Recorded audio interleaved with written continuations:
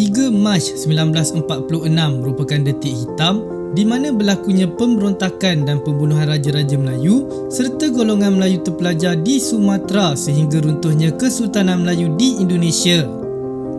Peristiwa yang juga dikenali sebagai Revolusi Sosial Sumatera Timur itu melihat penggulingan dan pembunuhan beramai-ramai kerabat diraja, sultan dan bangsawan Indonesia. Keganasan dan pembunuhan itu dilakukan oleh pergerakan bersenjata nasionalis Indonesia dan disokong oleh Partai Komunis Indonesia. Pembunuhan Raja-Raja Melayu itu dilakukan berdasarkan 3 matlamat: menghapuskan semua sultan, merampas harta sultan agar dapat disalurkan kepada kempen kemerdekaan Indonesia dan menghapuskan sistem beraja wilayah itu. Pembunuhan tersebut berlaku di beberapa buah kerajaan dan kesultanan.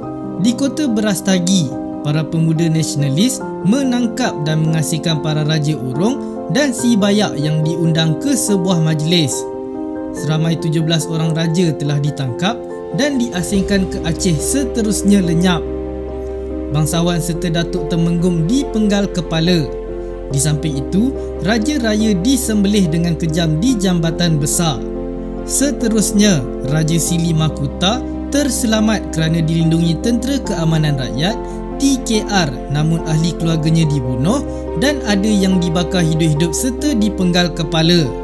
Raja Kerajaan Panai beserta keluarganya telah ditangkap oleh barisan Harimau Liar pada malam 3 Mac. Harta mereka juga turut dirampas. Seterusnya, raja dan keluarganya dibawa ke sebuah tempat pesta lalu mereka dibunuh dengan kejam. Istana Kesultanan Asahan telah diserang oleh sekumpulan orang dari Nasional Pelopor Indonesia, NAPINDO, Pemuda Sosialis Indonesia, Persindo, Kutui Sintai Barisan Harimau Liar, Barisan Merah PKI, Hizbullah dan buruh-buruh dari Jawa pada jam 6 pagi. Seluruh keluarga, kerabat Kesultanan Melayu Islam serta pekerja-pekerja istana ditangkap.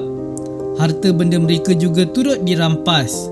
Istana telah diserbu segerombolan orang bersenjata tajam ketika semua penghuni istana sedang tidur. Tengku Al-Haji Muhammad Shah, Sultan Kuala, dibawa ke perkuburan Cina yang terletak tidak jauh dari istana. Tengku Besar juga dijemput dari rumah isterinya dan dibawa ke tempat yang sama. Mereka diseksa dengan kejam, seterusnya ditinggalkan. Tengku Hasnan, Tengku Long serta seluruh keluarganya dipenggal kepala. Seramai 73 orang bangsawan dan kerabat diraja Melayu terkorban pada malam itu. Satu serangan telah dilakukan terhadap Istana Deli oleh Persatuan Perjuangan. Istana telah ditembak, namun Sultan dapat diselamatkan dengan bantuan askar Inggeris dan tentera kerajaan. Walau bagaimanapun, bangsawan, datuk, orang yang berpangkal nama Wan dan orang Melayu Deli di luar istana ramai yang terbunuh. Oleh kerana Sultan Serdang dipandang lebih berpihak kepada Republik, ramai yang melindungi dan menjaga istananya. Sultan dan keluarganya hanya ditahan di istananya di Perbaungan. Pemuda Sosialis Indonesia atau Persindo telah menangkap 21 orang kerabat istana. Istana Sultan Langkat di Tanjung Pura dan di Kota Binjai telah dirompak. Di samping itu, bangsawan-bangsawan Langkat ditangkap dan sebahagian besar dibunuh dengan kejam.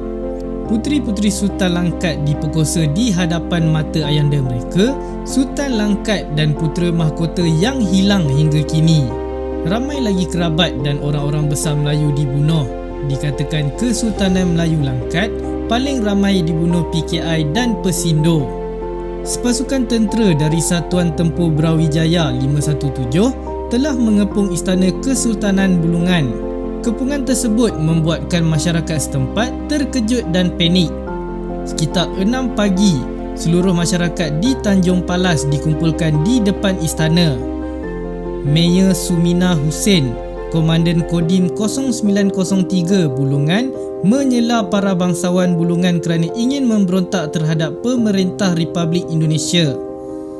Satu persatu bangsawan Bulungan hilang dan dibunuh.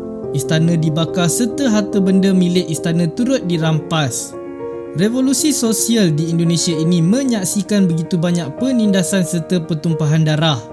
Apapun alasannya, pembunuhan dan keganasan bukanlah penyelesaian dan mesti dihentikan.